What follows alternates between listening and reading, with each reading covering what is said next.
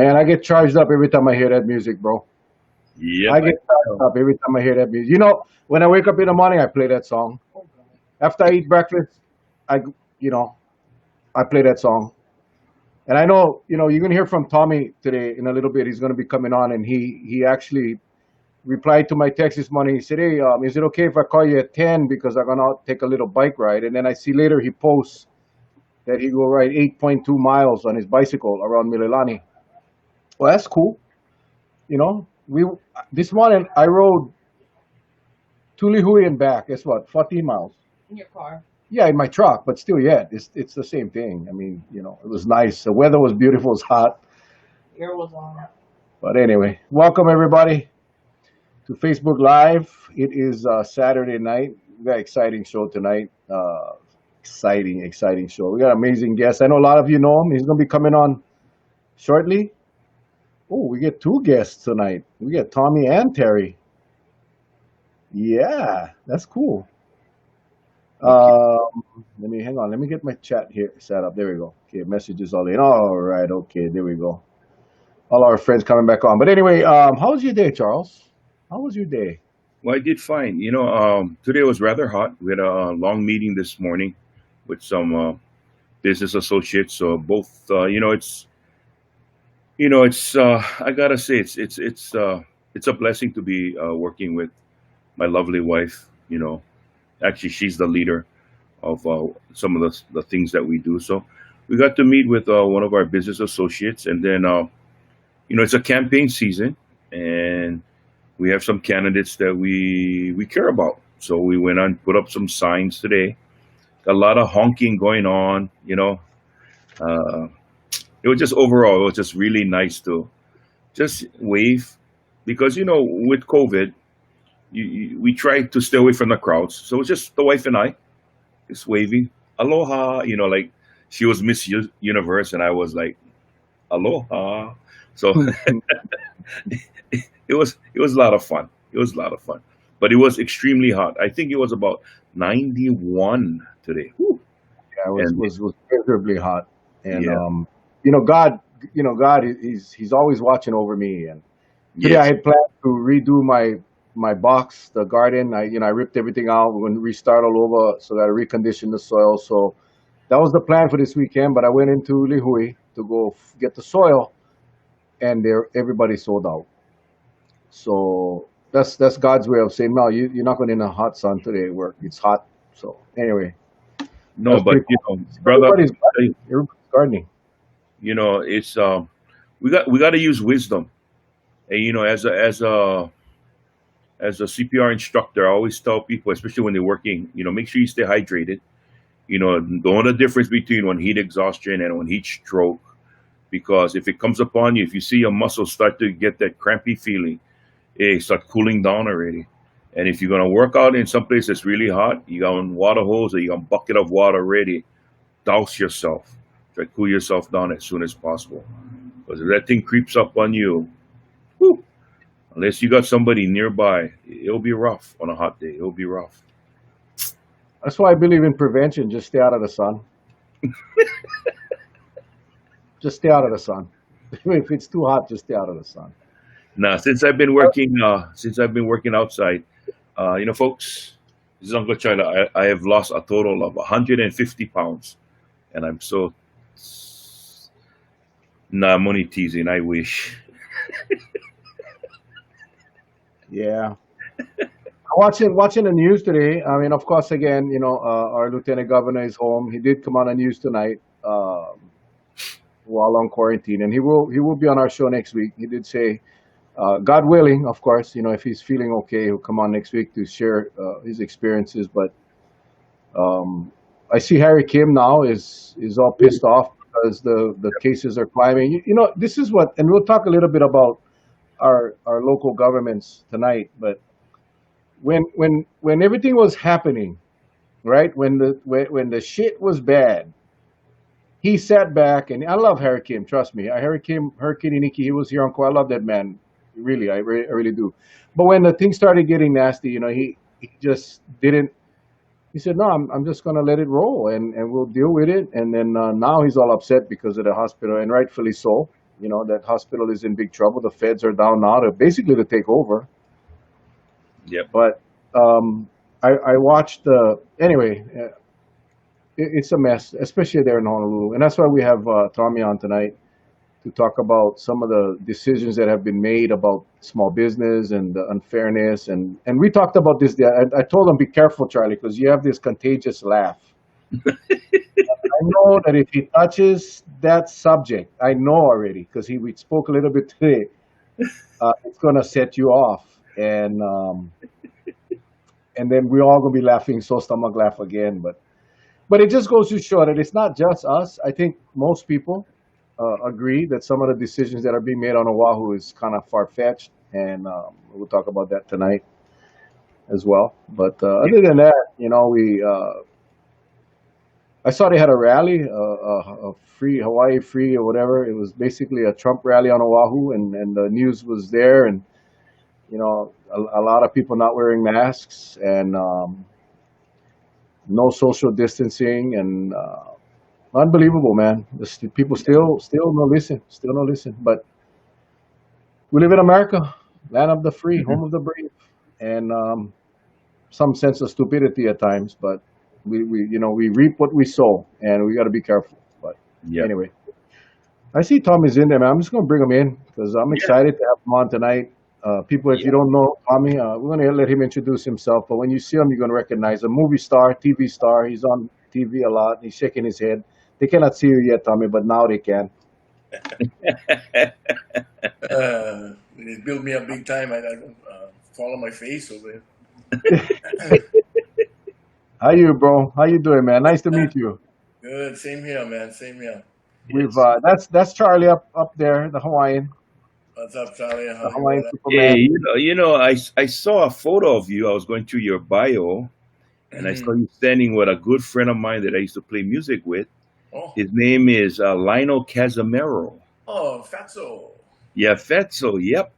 Yeah. And I see he's still using that Grecian formula of his. He was jet black. Yeah, I had hair too before this whole lockdown situation. It's Yeah, so no, when funny. we grew up Palisades, I saw the Casimiros and all of us. Yeah. Yeah. Yeah. I remember you've been on your commercials has been on TV for many years. I can remember seeing you on TV Oh and yeah. thinking, man, what a cool business to have, man. Just tint windows and make people happy. And And fun. I mean, started off as a hobby up in Palisades actually in my dad's garage when I was like 17. I was Hmm. in high school and tinting my teachers' windows on their cars so I can pass the classes. That's the way. That's the way. hey, before we get started, everybody share this right now. Hit the share button. Make sure you share. Do the watch party. Do whatever you got to do. Get this out there. We can get some good information tonight about what's happening in the small business world as it relates to COVID. So please do that right now. This is, if you guys don't know, this is Tommy Silva. He's the owner of T&T Tinting Specialists, and he's our guest tonight. So Tommy, if you want to introduce yourself, tell us right where you left off. How do you start tinting and then becoming the largest tinting operation in the state of Hawaii? Yeah, like I said, I was, just doing it as a hobby, um, up in my dad's garage in Palisades and doing friends and family's cars. And um, it was fun. I mean, I like working with my hands. I love cars. And it just, my dad always told me, if you like, find something you love to do and do that every day, you never have to work a day in your life. And I just feel like I'm still there. I mean, it's a lot more stressful these days, but normally when business is running, smooth and to plan, it's fun. It's I've been doing this since I was 17. I just turned 60, so I've been doing this for over 43 years, and I love it. It's challenging and fun and creative, and we branched out not only from doing cars, but we're doing residential, we're doing commercial buildings, hotels. We've done probably 35 hotels right down Kalakaua Avenue. All the Hyatts and Hiltons and Outriggers and Marriotts and the Marriott on Kauai. We did all the towers over there. We've done the Mile High. We've done plenty. I mean, just all over all islands.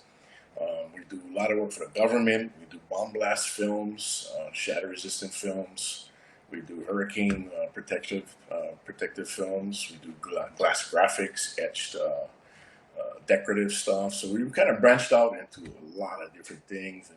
And I never thought when I was tinting cars just so that I could hide and make out with my girlfriend, and I mean, just the reason why teenagers would have it back in those days to what it is today. I mean, we employ 30 people full time, and we have 2 locations, and um, we became the largest auto tinting company in the United States back Wow. in 2012, and been kind of holding that rank since then. So yeah, we're the largest in Hawaii, and we're now the largest in the country as far as tinting cars.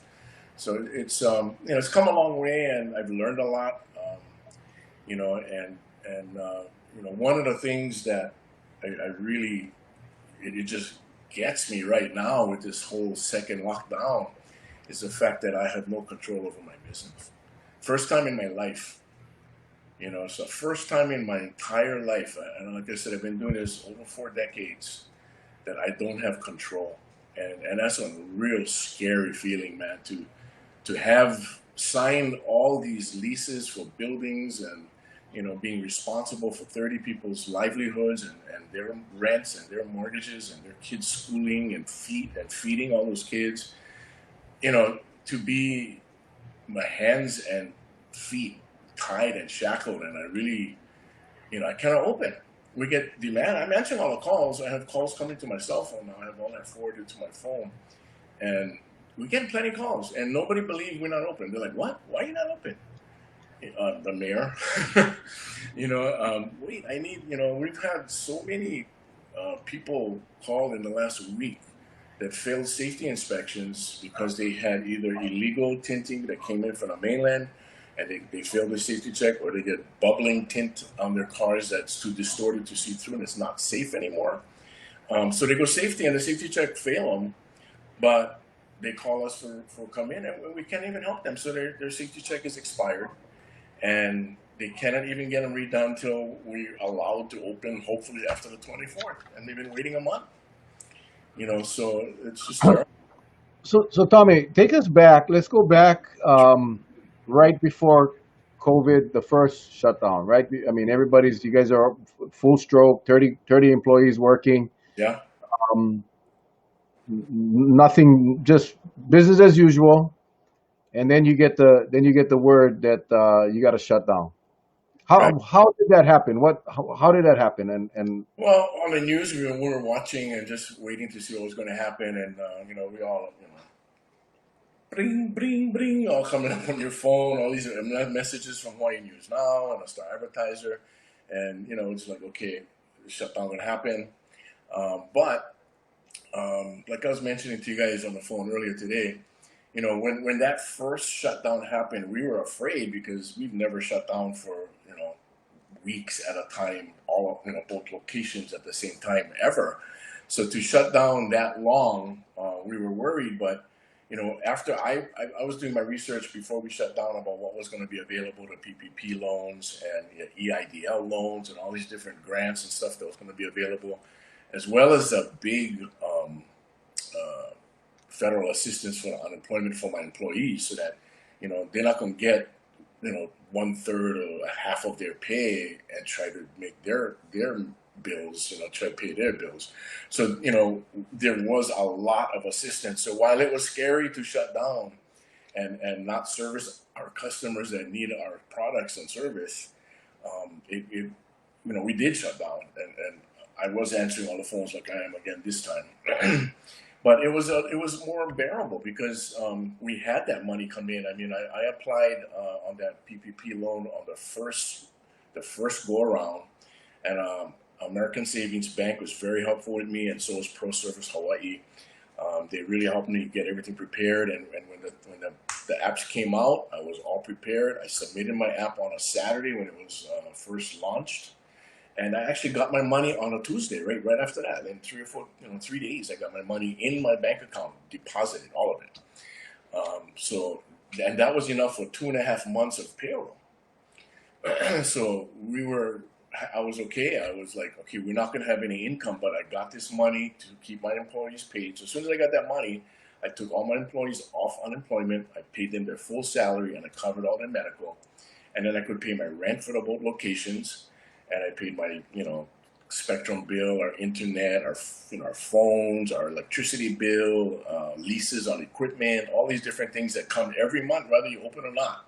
I got to pay all those bills with this PPP loan, and sure enough, right after about 8.5, 10 weeks, that money was gone. Everybody got paid. Everything was good. We reopened, and we kind of got right back into business, and it flowed right back up, and business started picking up. And while we still had a lot of commercial buildings pushed back, hotels especially, we do a lot of hotels, and a lot of 2 or 3 of our contracts that were supposed to happen in 2020 ain't happening. They pushing back for who knows how long. So those are a big loss. But it was still good. We still had a lot of people had stimulus money. They had more money from the unemployment, so car tinting was happening really well. We were back to about 75, 80, almost 85% revenue for our auto tinting side as compared to pre-COVID. So it was good. We were doing good, and we were ramping right back up. And what really upset me is the fact that we went out to reopen. In order for us to reopen, we had this whole list of things that we had to do in order to open safely. And we were worried about our employees, and we don't want to transmit anything to our customers. So we followed the same guidelines that the CDC set up for automobile car dealerships. So we put in the plexiglass shields around all of our CSRs at the front desk at both locations. We got masks for everybody. We got we got we trained everybody on procedures. We wrote new procedures and trained everybody on them. We closed our showroom. We closed our employee bathroom. Our customer bathroom. We closed our customer waiting room. And we only did work by appointment. We had people wait in the parking lot when they brought in their cars, and they sat in their car when they come for their appointments. They call our phone number. We go out and we bring in one at a time. We escort them in so they don't even meet with each other. They just meet with one person. And everything was touchless. We had touchless pay installed at both locations so they can just use their phone or whatever to pay. So we did all that. We did everything we had to do. And we were running good, and our customers felt very safe. They told us that. They even Yelp reviewed us that they felt very safe coming in and out of our business.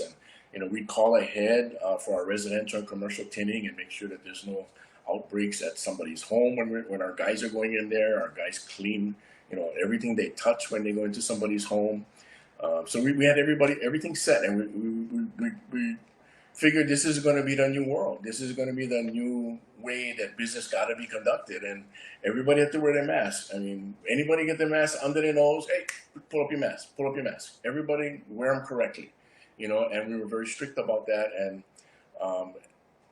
when we're doing all of these things, and then we get the notice that these the numbers going up again. The numbers going up again. We hear about the failures in contact tracing in the Department of Health. We hear about the failures with the 14-day quarantine, where people coming in more and more from the mainland and coming in and not being watched, and they're out of the hotel the second day down the beach or at the stores, shopping a la Moana, whatever.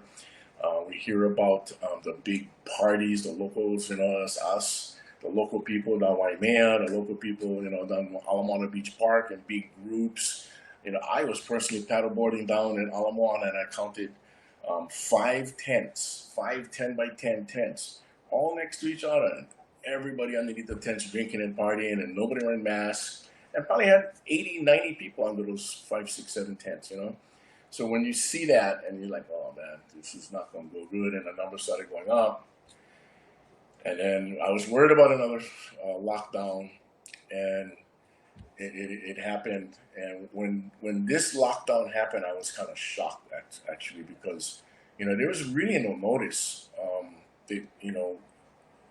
Mayor Caldwell came on and said on Tuesday, night, afternoon actually, about 2 o'clock in the afternoon, he came on and said, okay, Thursday, everybody shut down. And we booked out. We get customers at both shops that we got to now contact and reschedule and all that. So, it doesn't take a business a day or two to shut down. It takes some time to slow down and prepare and call my IT guy and forward my phones on all these business lines that got to get answered, forward them out to cell phones so that we can catch them at home. Change the notices on our websites and our different pages and all our auto responding things that happen on all of our marketing. All that had to be updated in a matter of 36 hours. So that's the kind of stuff that Ige and Caldwell, they don't even consider or think about. They just shut down. And I'm just one business. Get thousands of us out there. All the retail people. I mean, the florists that bought flowers that's perishable. Restaurants that bought all kind of food for the next 2 weeks that's perishable. So our film is not perishable, but it's still expensive and even because I think I told Mel earlier today that when we were rebuilding after the first reopening, we were doing good. We were at 75-85% volume, and I heard from our manufacturer that on the mainland that they're going to run out of film. They're going to run out of the ceramic material that makes our ceramic films because of the COVID problems in manufacturing for that element for our films. So because we're here in Hawaii and our manufacturers way on the East Coast, I figured, let me try to make a big order and get that stuff here before they run out so that we can go through the summers. This is our peak season, man. We don't want to run out of film now. We're just coming out of a 7-week shutdown. We want to make all the money we can and make our, and make our company healthy again and satisfy our customers and all the dealerships that we work with. So we ordered 2 huge pallets of the ceramic film, and it landed the day before Mayor Caldwell said we're shutting down for 2 weeks, which ended up being now for 4 weeks. And that 2 piles of film cost $85,000, and that's due in 30 days. And 30 days is going to be while we still close. I got to pay for that film and my rent and the lights and everything else. And this time around, there's no PPP loan. There's no EIDL grants. There's nothing to help my business or any other business of my size on Oahu to survive this. And a month without income, I mean, for us, we lose $400,000. We lose customers. We lose that momentum that we had in our busiest season of the year in the summer when it's the hottest and the most humid, and it's just terrible. I mean, there's just no logic to how they went shut down this time, and it's like they didn't even plan.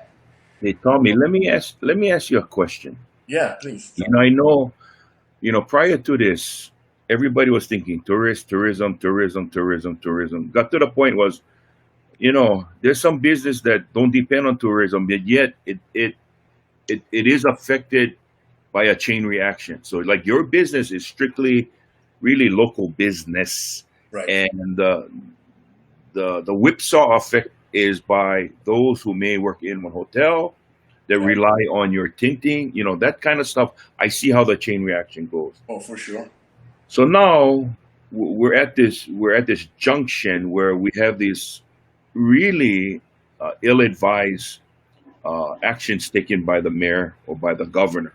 Okay, I've always said on our show in the past, when you send out the wrong message, you're not going to get compliance. Compliance has always been the biggest problem. But when you add on something like this, like what you had printed up, I read your post that didn't make sense about the solo action, going to the beach solo. It's Yeah. even more you cannot get compliance because people think it's totally idiotic. Right. So I think my question to you, were you ever approached, they have this think tank, the governor has his think tank team, the mayor has his think tank team. Did they even tap into you? Because, brother, just within the last 5 minutes listening to you, 5 to 10 minutes listening to you, you hit every single piece of business right on the head, 100%, because you're right. You're just one of many, and you have something that is not perishable, but you're sitting on product that's not making you money. Yeah, and it's a time bomb. It's got to be Yeah, paid. yeah, right, exactly. And so I wanted to find out from you: were you ever approached to give your 2 cents? Never. Boy. Never. The only time we got approached was HPD pulled up on our shop during the first shutdown, and we weren't tinting. We were actually. I had some of my guys come in, and we were painting and cleaning and putting up the shields and doing all kinds of maintenance in the shop that we could never do because we are just too busy. And the cop pulled up, and he's doing his job. He said, you guys open?" And we said, "No, no, we're just cleaning up, maintaining." "Okay, you better not open. $5,000." Backed out of the shop and left. So that's the only time I got approached. It was a negative thing like that. It was nothing positive and proactive and before it happened. Yeah. It was while we were closed down already, and it's just I just feel like they really are clueless. They really are clueless. I mean, they don't have any experience in running a business. I don't have experience running a city, so I cannot say what they're doing is right or wrong. I don't know. I've never been in their shoes. I don't really want to be. I don't know why anybody wants that job. It's a rough one. You can never make everybody happy. But, it's just, if I was in that position, I would do what you said. I would call the leaders of different kinds of industries, come sit down, 20 people around one table. Okay, this is what we got to do. How do you guys feel about it? What's the positive? What's the negative? What do you suggest? I mean, all of that, Hmm. just before it happens, especially the second time. This one really caught us by surprise, man, because, they don't want nothing set up yet. Well, just I think today they set up that extra $300 for the unemployment.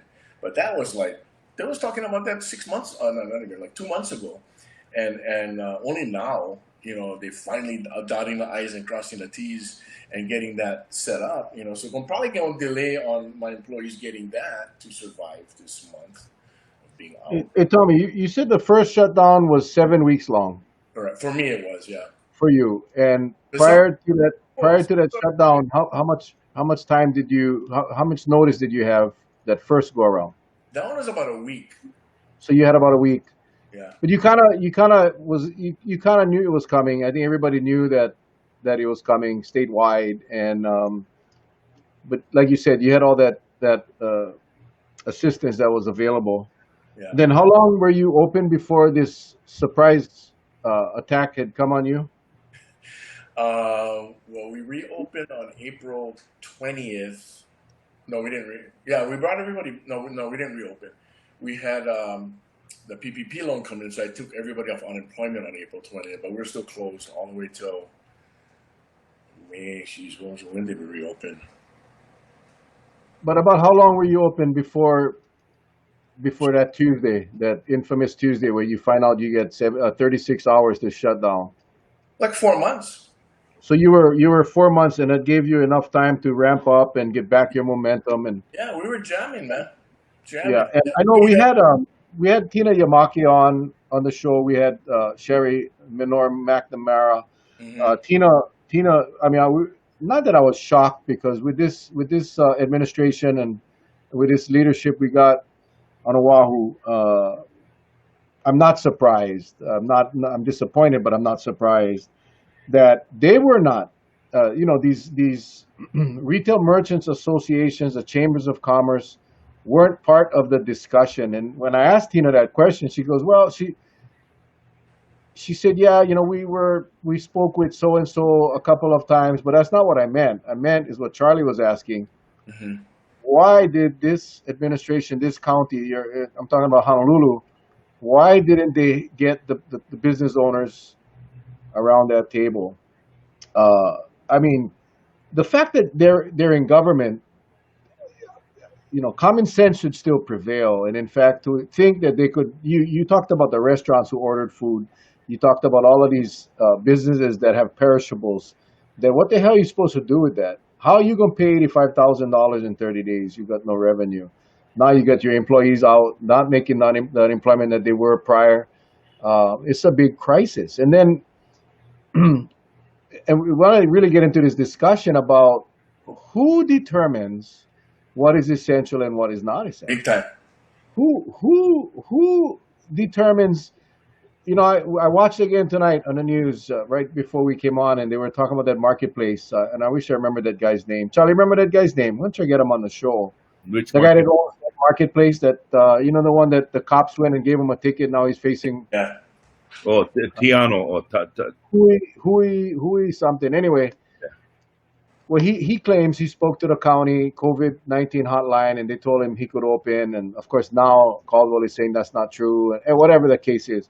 Right. My question is, who makes that determination of what's essential and what's not, and why you cannot go into this local marketplace that sells food, masks, clothing. You cannot. The local guys all get shut down, but you can go to Walmart, Kmart, all these other Costco's, and you can buy clothes, you can buy shoes, you can buy whatever. That's the Who makes Ohana Marketplace, that's the Tano. one. Yeah. That's Oh. that's the one. Yeah. Who Very, makes the decisions, Tommy? Who it's in the hell makes? discriminatory. It's totally discriminatory, and they're making these decisions without thinking about it, and how they're not even looking forward on how it's going to affect everybody else. I mean, if they're telling that Ohana Marketplace guys that I saw on Facebook that they cannot sell Hawaiian shirts and stuff today, and somebody can go to Walmart or Kmart or Costco and buy the same thing, they should allow those businesses to open like Walmart and Kmart and only sell necessities because they're supposed to be essential, selling essentials. And if they're saying that local people cannot sell those Hawaiian aloha shirts and stuff, but Costco can and Walmart can, they should be forced to rope off all those different departments in those stores that sell stuff that they're considering non-essential and make it fair and just sell the prescriptions and sell the food and whatever else is essential, and that way it would be more fair because it's really hard for a business like that to see that they get shut down and the people that have to go buy this stuff, they're gonna go over there and buy them and they're gonna lose that customer. But It's this is where I think they lose the whole. This is where I think the water gets muddied when you talk about essential as opposed to non-essential. I think what we're supposed to do is try to curb the spread of the virus because the virus and its numbers is the one dictating whether businesses stay open or not. right. So if we're supposed to be attacking that, places like Costco and Walmart, even though they're essential, but they gravitate a lot of people. So it doesn't make sense. I mean, you're kind of defeating the purpose if you're trying to supposed to be separating gatherings. I guess that's the term to use, right? Yeah. So I've always found it hard, and Mel and I, when we bring certain guests on the show, we said from way before, if there's a hot spot on the island, let me ask you, did anybody ever get infected from your business? Probably not, right, Tommy? Mine, Zero. no, and Yeah. clean, and we take temperature tested of every employee every single day. We keep No, but that's the point I try to make. That nobody gets sick. why would they target someone like you or your business? And furthermore, when there's a breakout on Oahu, and the breakout say is massive on the Waianae coast, as an example, Hmm. why do you shut everybody down, every place else, if the numbers are concentrated over there?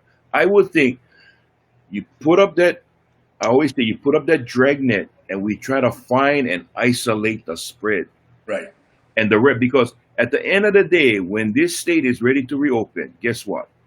They're probably not going to have any businesses to reopen. Yeah. It doesn't make sense. Yeah. Doesn't make sense. Yeah, yeah. It's just a knee-jerk reaction, and when you think about it, it's probably they shorthanded. I mean, they get normal even department heads under Ige already. Everybody's quit. Everybody on vacation. Everybody retiring. Ige's standing there by himself. More people around him already, and it's just easier for them to enforce. Everybody shut down. Then some can shut down and some can open. I think they don't have enough people to enforce one fair lockdown. They have no clue how to do that. I mean, but the way they're doing it is just crazy because I saw a perfect analogy online. and it said one total shutdown to try get this virus under control is just like taking one shotgun through your house to try to get one mosquito. Eventually, you're gonna get the mosquito, but you're not gonna have any house left. Yeah, that's Yeah. we Charlie and I, we kind of get a good pulse on what we make it a habit to try to keep up on every press conference, and we we listen. I got to be real careful because I don't like Charlie lose him over here and start laughing because then we really there he goes. But we listen to some of the things, and when we listen to the medical experts, and they focus on stopping the virus. They focus on what can we do to stop the virus from spreading, and then you talk to the politicians, and they absolutely have no. Even the medical experts in the state had no real clue, but they got to come up with these decisions. You called it the knee jerk reactions, which is exactly what they are. But let's just take one for example, right? Well, the decision that you cannot go to the park or the beach with with Anybody. anybody. You just can only go by yourself. Um, wh- where is the logic? Where is the logic? Who? With that, they lost everybody's respect. They lost everybody's respect. I mean, when we was kids, our parents would tell us never go in the ocean by yourself. Don't turn your back on the ocean. Don't go hiking or ride bicycle by yourself. Always go with a friend. You go diving. You get the buddy system when you go diving. And here's Caldwell telling everybody, go up in the mountains by yourself and make sure you get your cell phone because no more cell sites up there.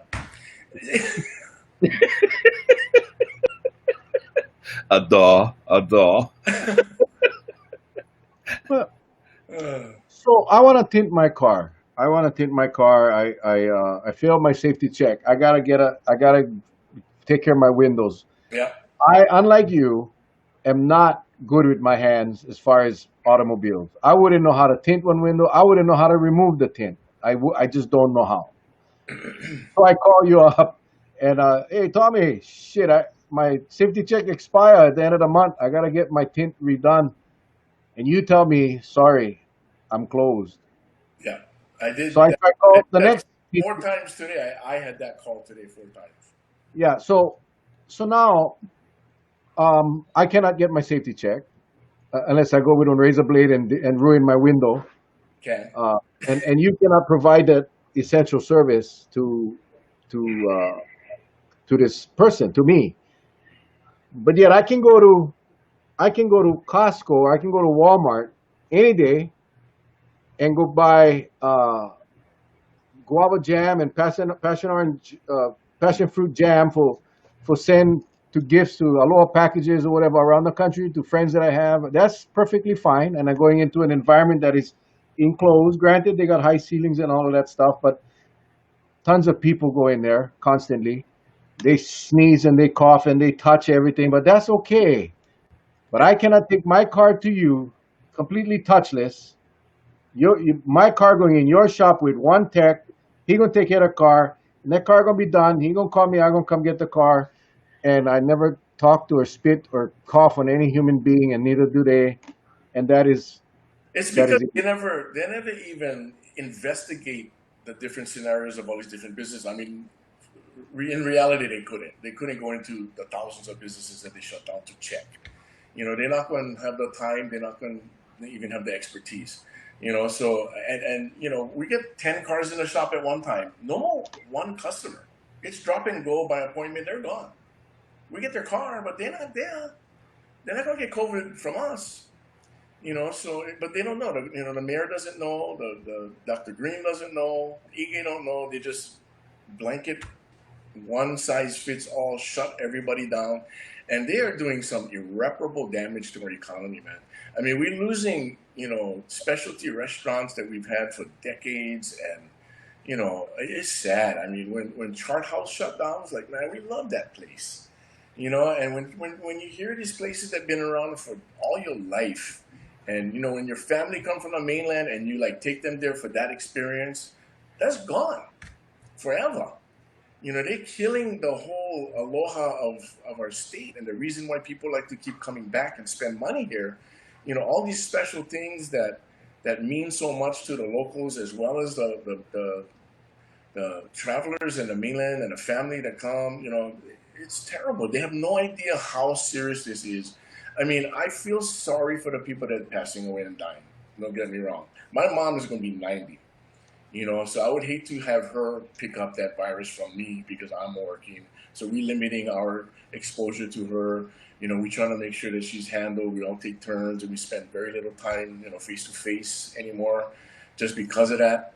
But you know, we just got to, as a community, you know, those people that are at risk, the people that get diabetes, the people that might be too overweight and have all kind of underlying um, health issues. Yeah, maybe those people got to get locked down, but everybody else can still have a functioning community and pay our taxes and pay our bills and pay our rent and not go bankrupt and lose our family's assets and all of our employees getting evicted and not can pay for their kids' school. And it's just not well thought out, man. I tell you, it's so scary I that will they ruin share. our life. I will share something with you. During the first go round, you remember when they allowed bars, right? They allowed bars to stay open, and if Yeah, you go to karaoke, you got to go between one glass. But other than that, while you guys are around listening, you guys can be all shoulder to shoulder. No need nothing inside one bar. right. Well, that all came to an abrupt end because logical thinking people already know that that's not going to work. It was obvious, right? Because you're doing something that's going totally against the grain, which was to prevent that from happening. So I think a business like yours, or say even your salons, because I've seen many salons, the Salons, put the plastic type of, on. yeah, they put the Yeah, protective shields and all that. yeah, And that's why contact tracing was so important, because contact tracing would determine, oh, yes, if somebody got sick at your place, then they can target you. But yeah. you see, there was no effective contact tracing to begin with, so they cannot even start to address the issue. Well, has TNT been a contributor to this virus? They can't even do that. And that's Right. what makes it hard. That's what makes it hard. Right. And nobody's held accountable for not having that up. I mean, it's been 6 months since we should have had all that in place. 6 months. You know what I mean? Hmm. If small business can get our shit together, why can't the government get their shit together? You know what I mean? And do what they said they were going to do. Because they're making us do what they told us to do, and we're doing it, but we're still getting shut down. So why are Hmm. we getting shut down for stuff that we doing that you told us to do, but you don't need to do what you said you was going to do, like get the 200 contact tracers. You had 9. You know what I mean? You guys had 9. I could never understand why, if why this state, because again, we are in six, I don't know, 7 months maybe now. Why couldn't this state come up with, number one, they failed in every single department that we've discussed on this show. F. Yeah, Even if they had go tint the windows of their teachers, would still get one F. I'm sorry. Every single department has failed. But they had 6 months. Wouldn't you think that if the state came up with a inspection system, that different businesses, some businesses outright, whatever, bars, that only, for now. whatever, Yeah, for now. that's different. That's high risk. Yeah. Remember when they first came out with the low, medium, high? But what is so difficult? 15 minutes in your place by an inspector, a state guy, can come in and say, hey, Five. Tommy, yeah, 5. 5 minutes. It may be in yours, only 5 minutes. 5. This is the process. This is a boom. You know what? You get the green sticker for your window, you can go. Yeah. The next guy, whether it's a whatever, whatever kind, mechanic shop, whatever, furniture shop, it doesn't matter. If their job requires 12, 15 people to be in close quarters, then maybe you don't get the green card. Right. But no, no. So they just blanket party this thing. Everybody gets taken down, but yet not everybody, Tommy. That's the thing. Yeah. Big corporate giants can still function. Now, all of those people, we talked about the furniture stores. We talked about the local furniture stores that cannot operate, Right. right? but Costco can, Home Depot can, all of these different areas they can. All these corporate giants now, so that 85% that you and I speak to you, I mean your in business in general, 80% of the profits or the volume of business that was normally going to our local businesses are now being funneled right through the corporate giants. right to the mainland. That is the part that I struggle with every single day. And trust me, I believe we need to be safe. I believe this we need to be fully safe before we can open the world, open up the state to the world. But we got to be reasonable. We got to be reasonable, and we cannot continue to just shut everything down, Can I especially those. continue to keep going through the house with a shotgun looking for a mosquito? I mean, it's got to be stopped. Yeah, Crazy. yeah, it's incredible. It's incredible. Well, And you I'm. know, Oh, go ahead, Charlie. you know another thing too. I'm trying to wrap my head around. Just again, I go back to the initial 5 minutes when you opened up and you started to tell us about your business, and then you rolled into how you were affected by the first shutdown and how you're affected by this shutdown.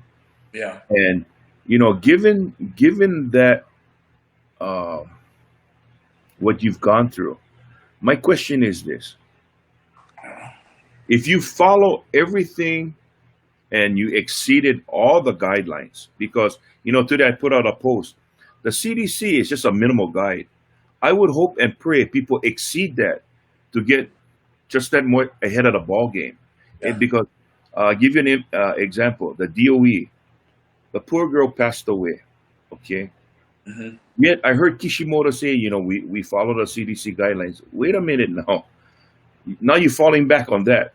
Don't you think you should have done a little bit more, like you're supposed to check when you have someone in your department that is infected? They're supposed to isolate, and someone has to check on them to make sure. This person was affected so fast, and that's the question I have for you. With your kind of business and say the places that you go to, like you say you do windows at hotels, right? Yeah. I would think, from a business sense, you would probably be going to a facility that hardly has any people. So now would probably be the best time to do your job at the hotel. You don't need to run across anybody. Oh, for sure. So But the problem all now of it, is now the problem is budget. yeah, exactly.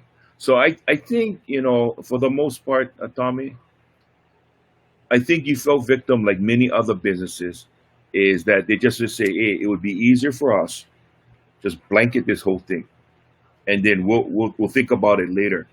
But to me, it's going to be too late. I don't want to sound dismal, but The casualty is going to be it's irreparable harm they're doing to not only my business but everybody's business, and the ones that shut down, a lot of them. I mean, they just gone. yeah, Very sad that they don't even put any value to that. I mean, of course, give value. The danger of this coronavirus and all of that. Give them value. But you got to rank them. So to me, if we take care of the people that are high risk, we make sure they lock down, make sure everybody going in and out of that place is either reduce like visitors to all these old folks' homes, that the seniors care homes that are having such really bad numbers and a lot of debts. Lock them down. Nobody in, nobody out, just to help. Just the people that work there. Even that they got to scan and take tests every other day, maybe. I mean, but the regular, younger people don't, the people that get it that are in their 20s and 30s and 40s, they get it, they get some flu symptoms and they shake it off, and then they're back to normal. Most people, that's the scenario. So to lose our entire economy for years to come because of that, it's just bad planning and just not, it's so frustrating. It turns my stomach. And like I was talking about, the first shutdown, I still had control of my business. I still felt like I had control because I could make sure everybody was okay. And as a CEO and a president of my company, and I get 30 employees and the families below that, all the kids that are my employees' kids, I feel like I'm responsible. So if there was some kind of assistance for me this time around and businesses like mine, I wouldn't feel too bad. But I just heard there's this $100 million rent assistant thing for businesses here in Hawaii. They capped that at $2 million gross sales. So if you make more than $2 million, that T&T does, we did a 4.7 last year. We don't qualify for any assistance. But so what we do? How do I take care of my landlords? Because I've never been behind in my rent in my entire career ever, and this is going to be probably the first time that we're going to have to, negotiate and try to get some kind of assistance, because the state is the one shut us down, but they're not helping us get through this. And all the retail merchants that are out there, all the shops, the salons, the auto detail shops, the car washes, the car wash over here on Waipio. You put your card in, nobody there, and you go through, and you can get, you kind of wipe down your car and vacuum because of social distancing. But they shut them down for just having people drive through and wash their own cars, and nobody's there. It's just stupid. It just doesn't make any sense. The guy could have some revenue. It just doesn't make any sense at all how they're picking and choosing. It's frustrating, and we don't hear anything positive coming back.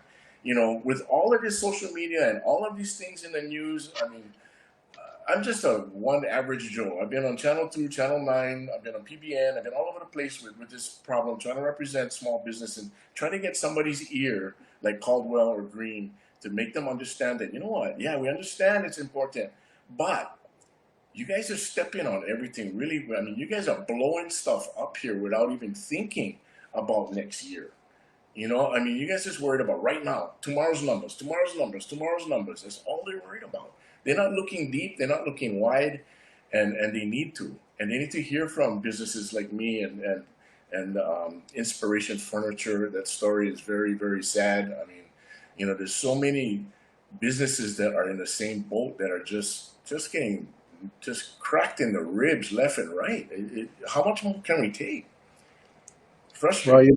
Well, we talked about this with Tina, that the state get all this money stored away in these rainy day funds, and we understand that they're releasing some of it now, but there's going to come a point. We keep hearing everybody talk about we got to diversify, we got to get away from our reliance to tourism. We have an opportunity to focus on the local businesses, and then as Tina was talking about, how can the state funnel some of those funds to these businesses to keep them afloat, not to make them a profit, just to keep them afloat, just so they don't shut their doors and cause these employees to be terminated and fired or furloughed or whatever you want to call it. And there's some unique opportunities here to really establish that local marketplace and convert people over to buying local. But you don't hear about that. You don't hear nothing about that. You hear them talking about it, but remember when all these unemployed, still today we still get people who never get unemployment check. Oh, I have 3 employees that are still fighting to get their unemployment. Yeah. Now, unemployment is an insurance, right? It's unemployment insurance, right? So, we spoke to numerous legislators about, hey, write the check to these people, have the state front the money. Yeah, if your employee, you had a problem with your bank or whatever the case was, and your guy came up and said, "Hey, boss, the check had a problem." You gonna give your employee the money that they deserve. Unemployment is not free. It's not, that money is earned because you contributed into that system of insurance. A lot. A lot. Not just the employer, but the employee. Now the state screws up, right? Oh, we didn't realize we're running off of a DOS system. Our mainframe cannot handle the load. We went from so many thousand to 100,000. Is that the employee's problem? It's not the employee's problem. So you write the check, and then when you fix your damn shit, then you can reimburse the state for what you put out for these employees. No talk of that either. There was absolutely no talk about that. Yeah. It was just, sorry, we're doing our best to fix it. We're doing our best to fix it. And in the meantime, you got people that are facing the toughest times of their lives because they cannot pay for their rent, they cannot pay for their food, they cannot pay for their medicine. It's pathetic. And now is an opportunity, we got a really solid opportunity to go out there and really lift up our businesses that are safe to operate. I'm not talking about bars. I'm not talking about hostess bars downtown. I'm talking about businesses that are can function without creating a medical risk to the public. That's all I'm suggesting. Yeah. No, makes sense. I mean, how do we get their ear? How do we, I mean, this kind of broadcast helps. It gets more people to understand, what we're going through because they just think that, I don't know what they think really. I'm not outside the box. I'm inside the box trying to bail water out. So I mean, it's just the more we do this, the better. But it's just got to get to the right ears. And Well, I'm gonna tell you, got we have Senator Kai Kahele, an up and coming senator who's he's running for the second congressional, and he's on. And I just texted him to tell him, listen to you, because everything that I've seen that he's done, bringing people on, Mhm. he's the one guy that's very interested, and I think it will be worth talking to because Tommy, I think you, like you said, you've been in front of all of these, and with Mel and I, we bring people on to inform and educate. Then when we get someone like you who actually giving us, because we brought on all the experts about COVID, so Yeah. it almost seems like now Mel and I getting asked by some legislators, hey, how can we proceed with COVID? I said, hey, we're not the doctors. Go ask the doctors, go ask the experts. But now we get someone like you, which is pretty much the first time we have a business. We had business people before, but like someone like you that really went through the A through Z's, how you prepared, how you put the monies away because you knew what you're faced with because you were sort of given like a timeline. So that's why you said the first go round wasn't as bad. But to get blindsided with the second go round, Yeah. when you don't have the time to prepare, it's like it knocks the wind out of your sails. You know what I mean? We really thought he was going to close down the more risky businesses and maybe the parks and stuff like that where those big social gatherings were happening and everything. We thought, I mean, we never thought we'd get shut down because we were like, we look like one hospital in some of the shops. I mean, we look like one hospital. I Mhm. mean, it was clean all day long. I mean, we clean. When the customer drop off their car, we use alcohol and we clean every single touch surface in the parking lot before my guy get in the car to drive him in the shop. So we desanitized the entire car before we brought him in. Then we Mhm. tinted the windows, and then when we were done, we desanitized the whole car again, and we even sanitized the key fob, and put them in a Ziploc bag so the customer never has to touch the key that my employee touched. Mhm. I mean, that's how. I mean, we did a lot of things more than CDC even recommended, just so the customer would see and feel so safe with Right. with the experience in our shop, and that's where we were. 36 hours. We got that notice. We got to close. We're like, what? How in the world? Why us? Why us? Why we gotta close when we just as clean as Queens Hospital? Mhm. You know what I mean? It's crazy to just look back at that day when we're like, really, we're gonna close again? How no? I was really tempted to just stay open. I was really tempted because I knew we were right. I knew that we weren't infecting anybody. I knew we were doing everything right, and I was so tempted to just say, you know what, screw them. We just stay open. And just keep everybody employed, and just keep everybody, just keep doing what we're doing. Because our phone's still ringing, and people still don't understand why we close. They all say, you guys should be essential. UV rays causes melanoma. You guys block 99.9% of the UV rays.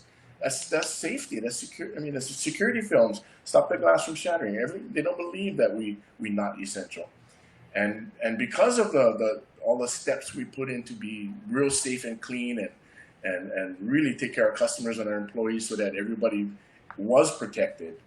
It just was a shock. We really thought they were going to go and just go backwards from how they went locked down last time, and then just start with the bars and then go backwards with the gyms and go backwards, and then the car dealerships and us. We opened with the car dealerships. We were the first group to reopen after the last lockdown, so we figured we'd be the last one to shut down this time. 36 hours, you down, you close for 2 weeks, which become 1 month, and better not be any longer than that, because I don't know how many businesses can weather this thing longer. I mean, we can't even 1 month going to really damage us, and other businesses I've heard they might not even come back after 1 month because there's just no help. Well, the good news is that right at about 8:01, all the decision makers come on and watch the replay, because they don't like come on live. Yeah, this kid come because the names show up and then they're gonna get bombarded. But right after, that's what happens. I promise you. It happens every night. Every night, the media watches this. The lot of our legislators watch this. I know Ige has somebody, one of his minions, watch this afterwards and report to him in the morning. That's just how it works. And I know we got, like Charlie said, we get Senator Kahele. Um, Senate President Kochi is a frequent viewer. I'm not sure if he's on tonight. And I apologize to you guys. We had one guy was on here acting like a jackass, so I I I blocked him. So sorry. That's why I kind of was distracted for a little while. I had to go to my cell phone for block him. Listen, guys, we up here. We're trying to get in good information, whether you agree or disagree. Keep that personal crap to yourself. Don't be out there and blasting each other. You're gonna get blocked. Okay, I'm over it. You're gonna get blocked, and that means you'll never come on again. So anyway, I apologize, Tommy. None of that was directed to you. It was directed to each other, like a bunch of kids in a sandbox. But Yeah. so a lot of these guys, they'll come on and watch it later, and I'm hoping that somebody, it gets somebody's ear. Maybe we got to start bringing in more um, business people like yourself. But again, this is where I have a problem, and we get people getting paid six figures in the state. Yeah, economic development. You get all these different people making a lot of money. That's supposed to be the experts in business and in all these different facets of government, and yet where where are they? Yeah, they apparently not being consulted. Some, or they're not listening. I don't know, but we got to get this down, because every day that we allow this to go on, when I say we, I'm talking about our government allows this to go on, then we're suffering. Our business people are suffering. Our employees are suffering. Our families are suffering. And I And I hope. think Hawaii in general is suffering. I mean, our whole culture is suffering. I mean, we had I guess we were spoiled, all of us. I mean, I talked to my wife about this earlier, how we took so much for granted. Just going to the beach whenever you like, partying, hugging your friends, hugging your family, all those things we took for granted. And now we know, well, it's a different world, and we all got to learn, and we all got to move forward. But the damage they're causing by damaging all these businesses, it's very sad. And I don't know if there's a quick answer, because hard effort. I mean, if they would just come out and say, what, we blew it, we should have went down and scale them, and let you guys open, and let the salons open, and let the gyms are even doing a good job. Only had one or two gyms that had some issues. UFC, I go there in Mililani, they did an ultimate job cleaning, and everybody's cleaning before and after. 24-hour fitness, they shut down and they clean for half hour to let everybody out and bring everybody in by appointment.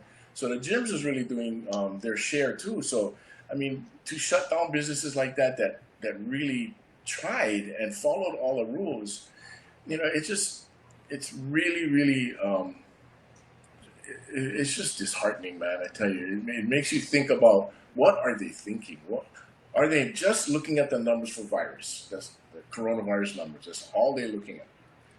You know what's you said something, both you and Mel said something earlier that I don't know if the people picked up on it. Right now, every single restaurant or business that has to deal with safety from the Department of Health, regardless if you just sell shave ice, Hmm. you gotta obtain one green placard, right? No more green placard. You're gonna get on yellow placard telling you, hey, you better make some changes, or you're gonna get the ultimate red placard. Right. They have that system already set up that has gone statewide. They opened it up. I cannot see why they don't have a system similar to say whether or not the safety measures taken by this business is safe enough to open safely or not because Right. of COVID. It makes Because sense, right, Charlie? That if makes sense. if they were to come to you and say, Okay, I'm gonna have to give you a yellow placard because, You got to and fix this. it's gonna be an educational thing for the business owner too. He says, for the most part, you're safe, but this is where the glitch, and they tell you where the glitch is. If you can correct that, we can give you a green placard, and you can open for business right away. Yeah, That to me, I think right then and there, that should solve a lot of problems to get people cranked up and start going already. And then that way we can get compliance because that's what it's about. Because the only ones that's not going to comply is all the independent Joes like myself. I don't have a business, right? But I'm very passionate about this because my brother died from COVID in New York. So it will behoove me to go against what my brother set out. And that's the reason why I do this so passionately. But now I thinking what you're saying, and both you and Mel said it in the beginning, is that pretty soon, if nothing happens, pretty soon, and you said it, Tommy, whatever that 1 month, right? That 1 month figure you talk about, if it goes beyond there, you might as well just roll up and say frick it already. Because playing this boogeyman game, it's not helping nobody. yeah, Then now you're gonna see animosity amongst the people. You're gonna get chaos. That's what I'm thinking right now. yeah. No, I agree.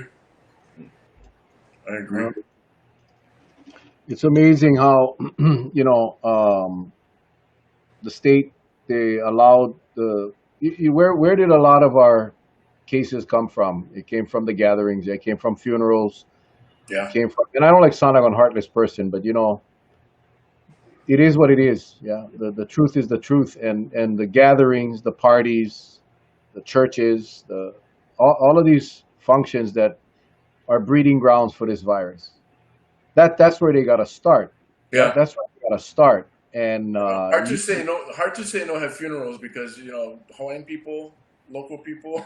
We had a funeral. I hug the same person probably 27 times before we leave. well, exactly. There's no way you're gonna be able to practice. The emotions are too high. Yeah, Um, you just cannot. There's no way you can. No, that's why my wife and I, we won't go. And I hate it. I hate it because it's not that I enjoy going to funerals, but I definitely I feel it's important to pay your respects to people that you know. But we don't go. We go early. We drop off the card and we're out of there because there's no way you can go to a funeral and not hug people. yeah, Yeah.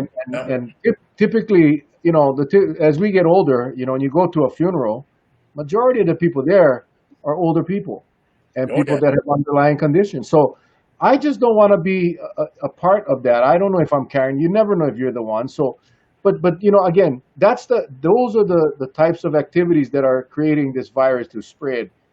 And that's where the target should be placed, not on businesses that the risk level is so minute. There really is no risk.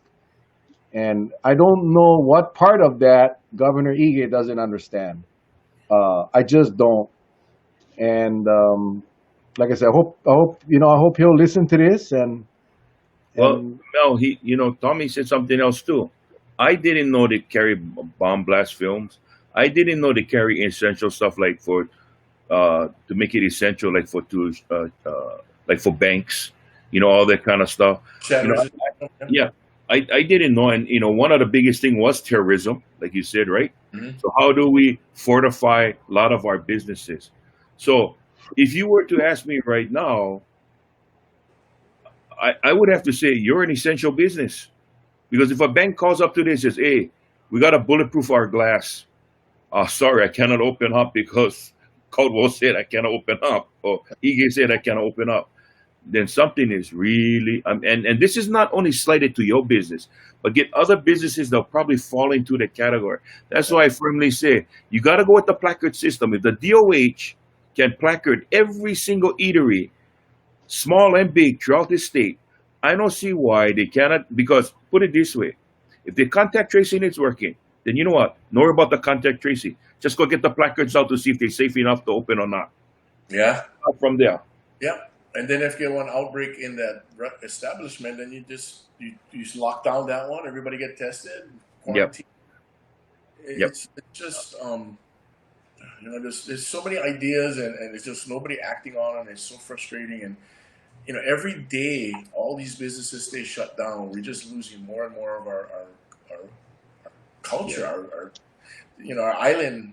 My wife and I parked at the zoo before this lockdown, and we walked down Kalakaua and walked back, and you look up at all these hotels all blacked out at night. I mean, only get the aloha and the heart, in the windows with the lights on in the rooms.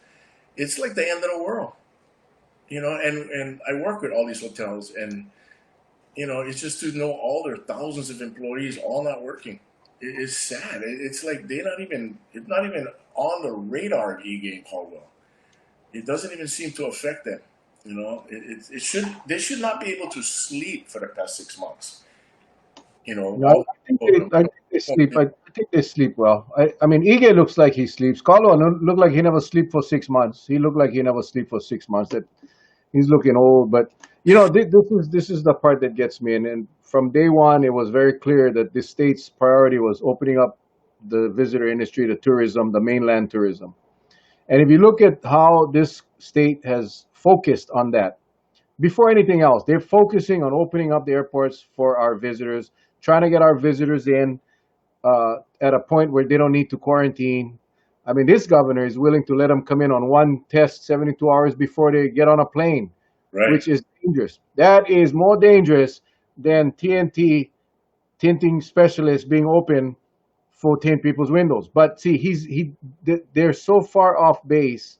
Yeah. The whole discussion, the morning discussion, is where I can see this, and I can see him showing up in his cabinet, which, like you said, is dwindling, but he's still got a few left. And he sits in there and he's asking them, "Okay, guys, okay, guys, okay, guys, how close are we to getting the tourists in?"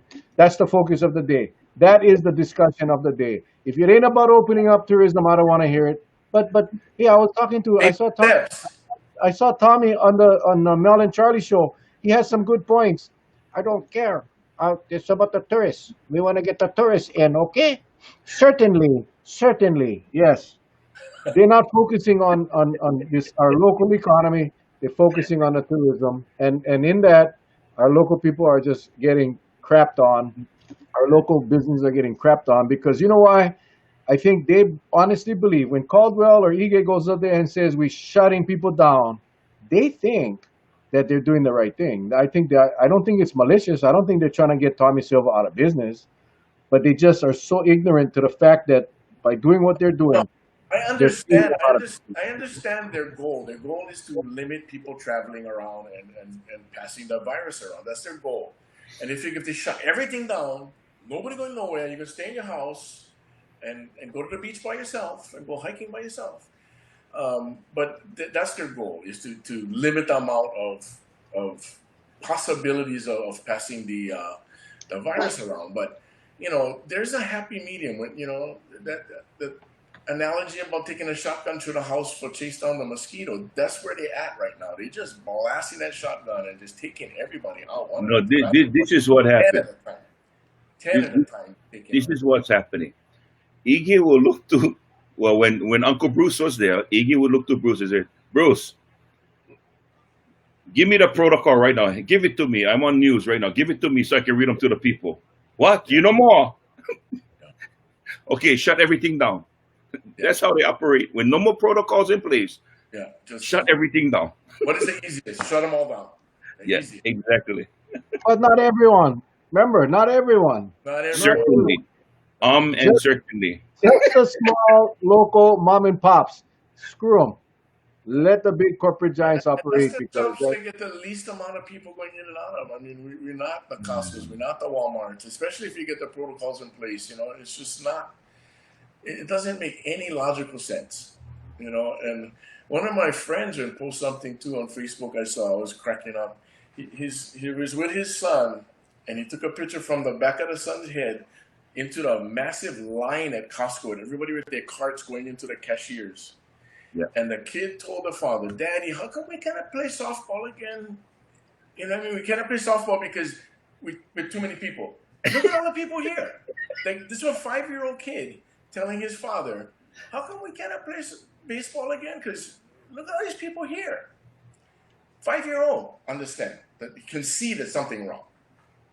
Remember when they shut down all the restaurants? Remember when they shut down all they allowed you to do takeout, but they let the liquor stores stay open. Of course. Like, okay, here we go. Where is the logic? Where is the logic? You The, can lo- still, the the logic is they like you relax. They like you be one with nature after a few bottles of tequila. That's what they like. That's where they like you go. it Uh, just, and you gosh, but like if you close the liquor stores, you get rebellion in 15 seconds, bro. it's crazy. We like I said, right now, we talked about this numerous times on our show, is if we were able to secure our local economy so that our local people can run around the local economy and spend the money that they have to keep our local businesses afloat. I don't get it. I don't. It was just never something that they pursued, and now we're paying the price. And unfortunately, like you said, a lot of our businesses that closed will not reopen. It's done. Liki Like. Uh, there's a few on Oahu that landmarks that Over are gone. 1,000 restaurants already, and yeah, crazy. I don't know if I'm sure you have. I really love to do, Tommy, and maybe you can help us. We'd love to do like a town hall style.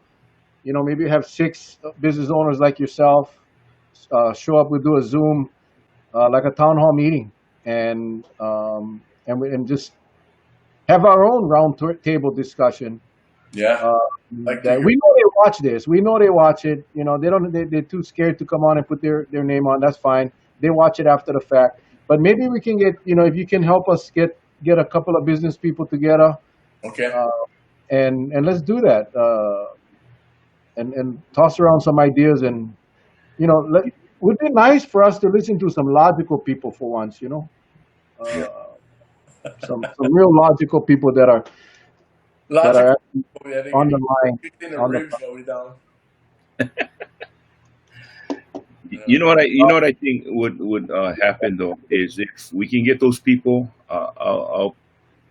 I'm going to work real hard in getting some of our legislatures to watch because they put up all this kind of like the chamber. I understand they got this COVID POW, right? COVID POW. They talk about getting the message out. Well, we've been saying this 5.5 months ago. I'm glad somebody listened now. But I think what they need is they need to hear from somebody who's in the trenches like yourself, who's got a staff of 30. You're finding all means possible to make sure they don't hit the skids, even if it means costing you. You've gone as far as looking at you hear that this certain type of material will go extinct. So what do? You get it to the East Coast, and you got $85,000 of inventory sitting doing nothing, but yet you're preparing for them to open. I don't think they know about that because we heard from Tina Yamaki. She said like for a lot of stores, right? Thing for If them. you're Yeah. going to say open like that, Yeah. you got to we cannot just open, but yet when you tell us close, they just brought in a whole bunch of inventory. Now what do we do? You got to pay for that. Yeah, It's on terms. It's going to take 15 to 30 days. You got to pay. The yep, invoices come. You got to pay.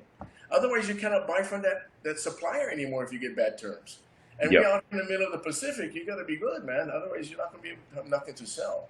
yep. They don't get any of that stuff. They don't. They don't So, understand it. They can't even. They don't even know it exists. These issues. so I think having you and with the rest of your gang, the people you can get, we can talk about that. Then the viewers, then the politicians that we can ask to come on, and we maybe ask the LG to come on too because he's always one that says, I'll sit because you know I'll admit one thing. Both Mel and I, we've seen his wings get clipped so many times. When he starts pushing the envelope, he gonna get his wings clipped. But he's at a point. Hey, we're in dire straits now. Come on, gang. Let's listen to hard facts. And Tommy, after listening to you tonight, I believe you can be one of those that can bring those hard facts with a group of people that that's Mhm. in the business. Doesn't have to be tinting. Can be what okay restoration business. They clean up houses that may have caught on fire or flood damage. Any kind of business that you know of that facing the same dilemma as you, we'd love to have them on, and Mel and I can work something out where the people can hear people, businesses of this INA, listen to what government is doing today. That'll be perfect. Yep. Yeah. Yeah. We'd love to get inspiration furniture. Is that what it's called? Inspiration Yeah. furniture? Inspiration. Inspiration. Thomas Sorensen, I think his name is. Yeah, Sorensen. That's the Yeah, one. Yeah, his that'd be, his son people here. like that. I think the viewers would really love to hear from people like yourself, and Yeah, just no, that it's real. Is too, man. He was very discriminated against, big time. Brother, who's your bank? Who does TNT bank with? Company. American Savings Bank. American Sigma. Okay. Yeah, they a lot with the PPP loan, and Right. just filed for forgiveness about a week ago. Uh-huh. And it's just we still never get any kind of firm answer from SBA or even the bank and Pro Service. There is no firm answer on if this second shutdown going to affect our possibility of being forgiven for that loan, because it says right in the loan document that when you apply for forgiveness, you need to have all your people back at work, and obviously we're not. So yeah, there's a clause about if the government mandates a COVID shutdown, then possibly won't be affecting it, but it wasn't clear. Nobody will give me so we just applied, and now we're waiting to see what happens with the forgiveness, because we did not plan on having a $400,000 loan, that's for sure. That just doesn't make sense, though. In a way, they tell you that you're on shutdown, no choice of yours, right? No choice of yours, and then you're asking for forgiveness. It's almost like saying, if you're in a house with a fire, we cannot allow you to use water. It doesn't make sense. Right. But but it really hasn't been a lot of things that make sense, though. I mean, think about it, especially coming out of Honolulu. Kauai, we're blessed, we're lucky. We got some good leaders here that make good Yeah. decisions. I just want to. Wrong leader. Senator Kahele just posted a comment. He said Tommy's business should be exempt under the Department of Homeland Security's CISA guidance for essential critical infrastructure workers. So Mhm. I think by Senator Kahele saying that, I'm assuming that he's going to look into it. Cool. For Yeah. Well, I mean, we do have 5 guys working on commercial jobs and stuff that just both of our automotive shops don't are not classified as essential. Our the side that does security films and stuff like that, we have 4 or 5 guys on that crew, and that side is working day to day, but not. I mean, we had a lot of our jobs that got pushed back, and the last time we shut everything down because nobody knew what was going on. We didn't have a protocol in place yet, so we shut everything down. We laid all of those guys off too, put them on furlough, so that they could collect unemployment, because we never have work. Nobody wanted us in the buildings. Nobody's wanted us in hotels. Nobody wanted us in small commercial spaces. So we furloughed everybody last time. This time we kept them on, but it's still it's not because of COVID. We are maybe at 50% in that division too. So well, let's do this. Your tinting that you provide for your cars does protect lives, and oh yeah, it's yeah. So if you know what I'm saying, it does protect lives. Yeah. it So does. It blocks UV, all of it, 99.9. there you go. Thick There glass you go. shutter.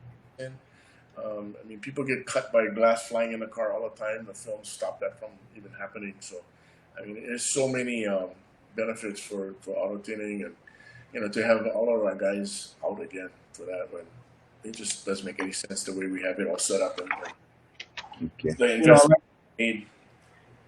like the virus doesn't work on a timeline. The virus doesn't work on a calendar. We cannot plan things based on dates.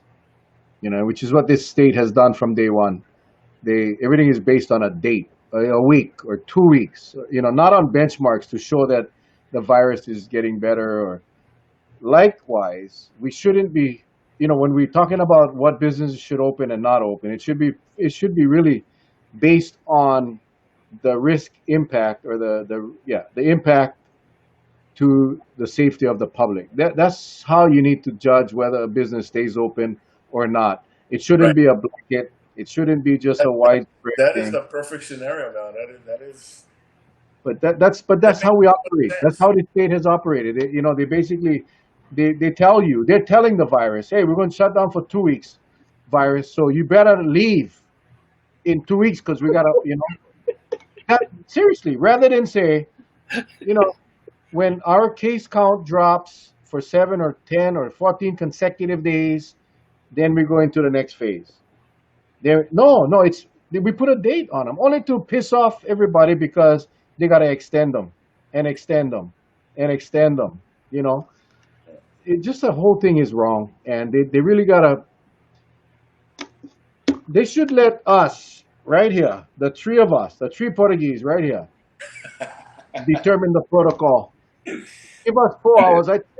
Charlie, remember in the beginning, months ago, I told the Senate COVID committee, they were on our show, just give us 4 hours.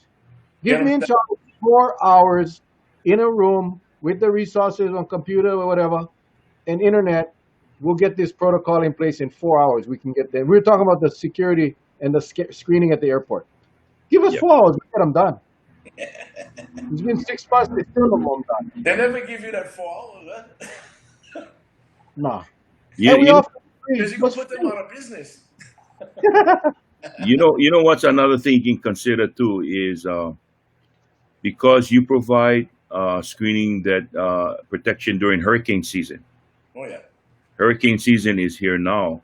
yeah. Um, I have a funny feeling. I'm just speculating. I think Senator Kahele will also look into that too, Yeah. because if that's part of it, and my wife said, she says, "Honey, that's the reason why we tint our windows of our car." No, the reason why we tint the windows, honey, is because I don't like people see me getting scolding from you when we're driving down Kalakaua Avenue. That's why the windows are tinted out. Okay. Yeah. That's That's protection too, right there. That's protection. That's freaking essential. In fact, sometimes you see the wife come inside. It's so much fun when she come in and call Charlie on when we're live. It's classic, man. It's classic. Anyway, Tommy, we went a little bit beyond. I really, really appreciate you coming yes. on tonight. I know it goes fast when you're having fun. Yeah. Charlie, any closing comments, sir? Yes. I first would like to take this opportunity to thank you so much, Tommy. I mean, it's a pleasure meeting you, and Same. it's very, very just listening to your story. It just put it into more of a perspective that, yeah, people like you, people in business, really really needs the help. And I think if we are to do anything really fast and really safe, uh, because if the placard system wasn't safe for eateries, it must be safe because they still have it. I think it'll be safe for the health and safety because of COVID in businesses, that they get inspected. And if you pass all the criterias, you should be allowed to open, because they'll take into consideration, how many people do you see at a time, blah, blah, blah, blah, blah. All of that, I think. So I want to thank you. I want to thank you, because if you didn't come on, we still wouldn't have known. We still wouldn't But I have. think that's a really good option. I mean, it doesn't cost too much money. I mean, it's not gonna cost a piece of paper, 8.5 by 11. I give them the reams of paper to print them if you need. But I thank you so much, and to our viewers out there, thank you so much for joining us tonight. It was a Saturday night. You could have been doing anything else, but Not uh, much. I Not much. wanna thank a good brother, Ben Young. In fact, Ben was the one that Yeah. Thank suggested. you, Ben. Yeah, thank you so much, Ben, and I'm so glad we were able to get you on. So I appreciate it, to our viewers and to all of you out there watching. Thank you so much, Mel. Tommy, like I said earlier, tonight gonna get a lot of decision makers listening. So you have an opportunity right now to tell them whatever you want to tell them. Cool. Yeah, I mean, I've been to the state capitol many times, lobbying and for the tint laws for automobile for car tint laws from day one back in 1982 all the way through. Every time the amendments come up, I'm there. I know a lot of legislators. I know a lot of these people. I bought a lot of campaign contribution tickets over the years. And it's time to start.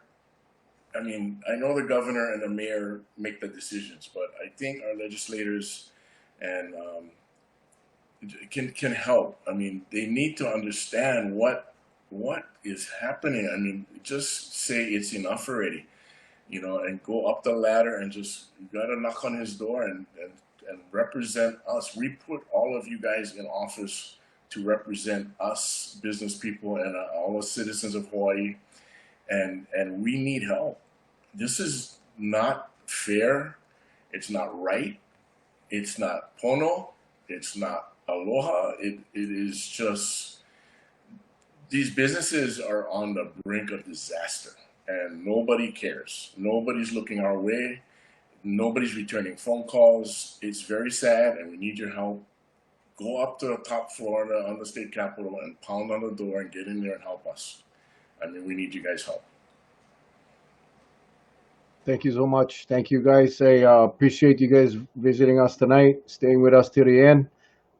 Tommy is, one of many businesses that are struggling. Some have already thrown in the towel, cannot afford to stay open, and the overhead doesn't stop for COVID or for any other disaster. So let's all band together, help these guys out. If you know legislators, if you know Governor Ige personally, I don't think he'll talk to me anymore, but for those of you that have his ear, let him know. Caldwell, I know he's not my friend anymore, but let him know. You know, businesses that do not pose a risk to the general public should be allowed to function. Monday. Essential or non-essential. If there is no risk to the public, then why are we not allowing them to work? It's plain and simple. I don't know where it is essential, non-essential. If you pose no risk, if you pose no risk to the general public, then you should be able to open. Yeah, I agree. That's it. Vote for you. That's- No, you run for mayor. You run for governor. Right now. I ran for mayor. It didn't work twice. It didn't work. So that's See, I okay. wasn't voting. So, yeah, now Maybe I'll run for governor. We're thinking about running as a team, me and Charlie, for governor, lieutenant governor in a couple of years. Can we get your support, Tommy? Ooh. Me and Charlie. Oh yeah, definitely. Yeah. Great team right there. You would have to tint our windows really, really dark, boy. I tell you. You It's have no the conceit. presidential limo, man. Guaranteed. All right, everybody. Hey, thank you guys. Tomorrow night we take the night off. Monday we'll see you guys at 7 o'clock. We are trying to get the lieutenant governor on. I spoke to him. He's if he's feeling okay next week, he'll come on. And then next week, not next week, but the week after next, we're going back to candidate profiles for our county council race. So the 21st to the 25th, we'll have council candidates. If they respond, we got responses from 4 so far. Get 14. We'll see how many actually respond. So that'll be the 21st to the 25th. So until Monday night, everybody, aloha. God bless. We love you guys. Hey, stay safe. guys. Thanks, Tommy. Appreciate it. God bless, my friend. Have a nice Sunday. You too, bro.